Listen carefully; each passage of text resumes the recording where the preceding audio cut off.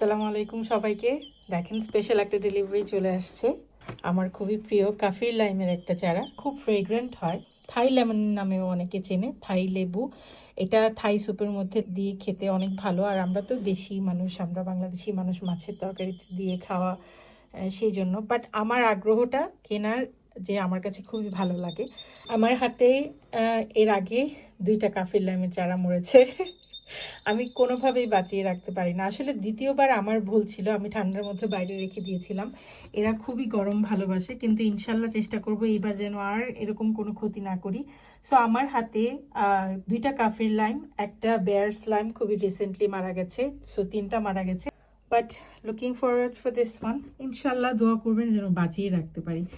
এইটা লেবুগুলো এরকম গোল গোল হয়, স্কিনটা অনেকটা আমাদের দেশের যে নরসিংদী বা কলম্বো লেবু যেটাই বলেন সেটার মতো অনেকটা, যেটা আমার খুবই প্রিয়।